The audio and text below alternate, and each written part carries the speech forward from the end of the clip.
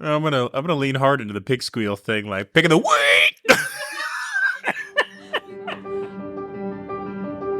Hi readers, I'm Jordan. And I'm Katie. And welcome to Not Another Heroine, the podcast where we break down the best and worst fictional heroines, those swashbuckling ladies who have to work a little harder than expected for their happy ending.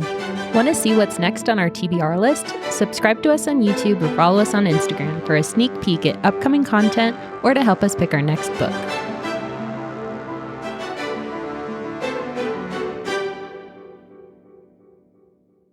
This is before we're recording the Twilight episodes. Maybe listen to those as like a pre-drink before you listen to these, and you'll understand at the level that I'm operating at right now. Okay, my pick of the week is Love Theoretically by Ali Hazelwood. This book just came out, obviously had it on pre-order, and thank you East Coast, because it came out like 3 hours early. So I had a little like moment, and then I read it early. Super cute. This is a girl. She is what's the word? When you're not tenured, adjunct faculty professor at a various number of schools in like the Boston area, I think. And she teaches physics. She's super into crystallography, but she never has time because she's adjunct faculty.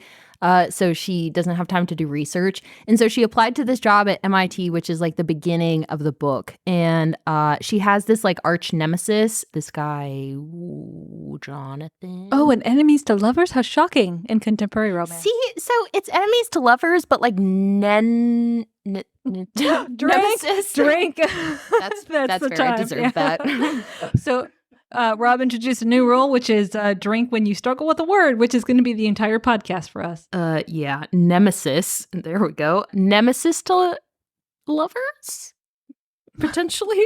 I'm gonna slay at this game because I'll with confidence pronounce even a made-up word. I don't struggle with enunciative issues, so that performative issues. That's what that sounded like. Anyways, Love Theoretically. So their arch nemesis, he doesn't know she exists, but he wrote this like super fucked up article, and then it got accepted by like a literary magazine, and so it kind of like invalidated her whole field of study, and so she's super like, yeah. So that's the basis of this, and then she applies for a job, and then he's the guy that is like on the board of interviewees, the person that'll accept her interview or not, whether she gets the job. And she's applying against one other person. And so she's like kind of like hyped up of like, you can do this. Like, we want you, not this other chick. Kind of are like duking it out. But she's like, I aced this interview. Like, I did awesome. And then she doesn't get the job. But, you know, she finds out that this guy, she's also like fake dates as a side hustle. It's like an app where people hire you to be their like girlfriend at like Thanksgiving and stuff, so that their parents like don't ask them about their PG-rated escort service. That's great. Yes. But that's the basis for the like romance of this. And wait, he doesn't know she exists, and they're arch rivals in this field of study, but all of a sudden he needs a date for a family affair. No, his brother does. Oh. Yep. And he so that's a fun like side story of this, is that he feels really fucked up because him and his brother are close. He feels fucked up for lusting over his brother's girlfriend. And he doesn't know that she's a fellow professor? Yeah, because he thinks that she's a librarian, because she's like, oh, my name is Elsie, and I like don't do anything important. I'm just a girlfriend. That's my whole personality. And then he's like, why the fuck are you applying for this like MIT physicist job? Like, question mark, you're a librarian. And she's like, actually, I have a PhD. And that's like the beginning of their like, what the fuck? And then it turns into love. If that's not a Katie quote, that's the beginning of their what the fuck. Yeah, and obviously, because this is like women in STEM romance, there's not any other books that are similar to this except other Ali Hazelwood books. I recommend all of them. This is probably my favorite, though. The Love Hypothesis was like pretty good. Yeah, but this one is like number one, I think. I think that's unusual because you brought that up before we started recording, which is the fact that this is better than her first book. And usually the first book is like the crowning glory of an author's work because that's where they've put all of their effort. That's the idea they've been saving for years.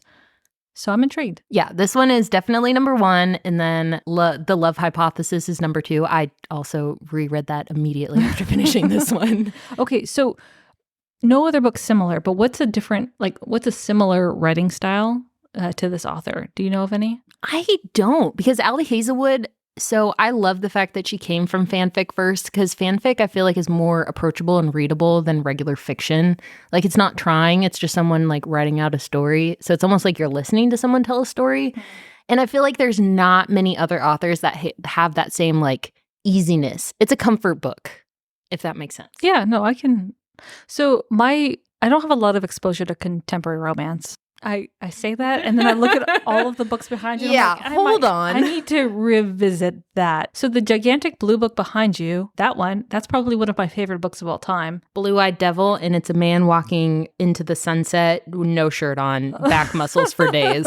What was that about not like reading contemporary romance? I'm gonna go away. So I was gonna guess that cover. Fact check. That's fair. But so there's like a distinct style when it comes to like contemporary romance, and I feel like it's been unfairly reviewed, like chick lit as a thing.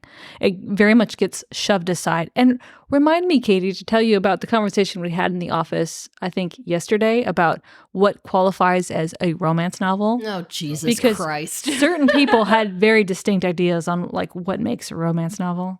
For the benefit of our readers and also me who was not in the office yesterday because I was fucking around somewhere else, what happened? Oh dear. Okay. So so Rob was there, so Rob can comment on this. A certain individual equated smut, just straight up smut, which everyone's got a different level, like a different idea of what smut contains, because for years romance novels were just considered straight up smut. Like there was no definition, there was no like, what is this actually about? No, it's just trash fiction for women. Like, so it's immediately written off. Now, does that mean the entire book is filled with sex? Is it erotica? No. So that was an awkward pause. Right after I said a very awkward word. So thanks, Katie. Almost a confession in the question. Okay. Does that mean it's just about sex? So what we had to articulate was the difference in that romance novels, the plot centers around the development of a relationship. Yes. Yeah. Right. The external factors are just to like force the relationship into different circumstances. And then it always has a happy ending. Yeah. But I think this particular person, who shall not be named, thought that smut equaled sex / erotica, and that was all the book was. See, that is so fascinating because like romance books are kind of like rom-coms if you take out most of the comedy. Like it's focusing on two people, the circumstances of how they get together. And like sex is like the fun, like, oh, they did it. And then sometimes there's miscommunication at the end and then there's a question mark on the relationship, but then they have to get back together. So it's not even like the smut is the destination or the journey, but it's like a fun side, location. It's like, so it's supplemental to like the relationship development. So certain like, Rob, don't judge my excessive amount of historical romance novels that are sitting on that shelf behind you. To be very frank, the number of sex scenes that occur in like what's not classified as smut or erotica is maybe 1 or 2 scenes throughout the entire book. Because this one only has like one significant sex scene, like significant where everything's in, excruciating detail, excruciating in like the good way, up against a window for, that's a new one. Ooh, exhibitionism. We like a little bit. She's also on the like asexual arrow spectrum, or she thought, but is probably more, demisexual than anything. But also smut is not like a huge thing of this book. Like it only happens like really significantly once. I have thoughts on this as a first time romance reader. I think there's confusion about the use of the word romance, because in everyday terms we use romance to describe roses and a white tablecloth and a fancy dinner and a diamond ring and things like that. I mean, we it's the De Beers concept of romance, the consumerist version of romance. Can we get a Wikipedia definition for that? What, De Beers? Yeah. The diamond company. Diamonds are forever. Oh, wait. Have you seen How to Lose a Guy in 10 Days? Yes. What? You're welcome. Oh.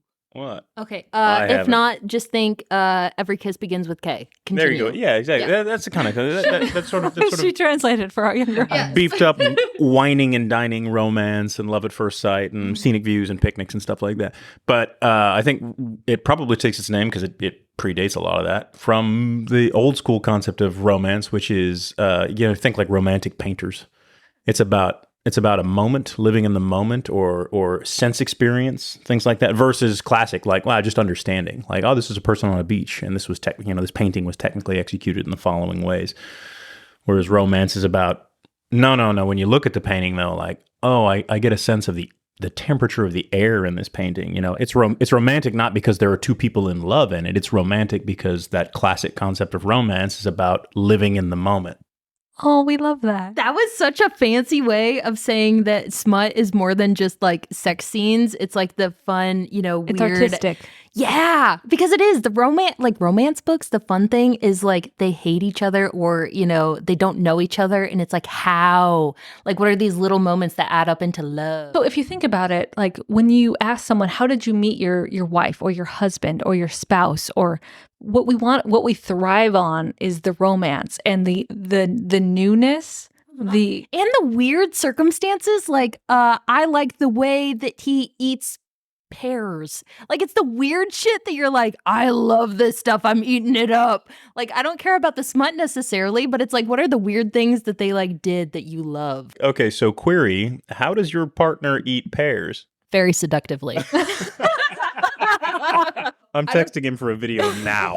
I don't think he's eaten a pear in his life, but it's the first thing that came to mind. He's more starve. of a Seductively? He's more of a cheesy, meaty kind of guy. Not a We do that at home. Anyway, Love Theoretically, Ali Hazelwood just came out like 2 days ago. I love it with my entire soul. It will be my comfort book until the end of time. You turn your brain off and you read it, and there's fun like science-y stuff that is 100% over my head. But I feel smart when I'm reading it, even though it's romance. The end. I'm going to read Katie's pick of the week. Rob is going to read Katie's pick of the week. Yeah. Yes, he is.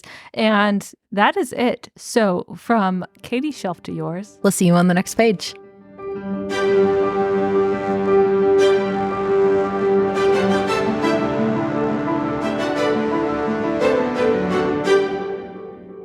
Hi, readers. If you'd like to help us pick our next book, send us a message on Instagram.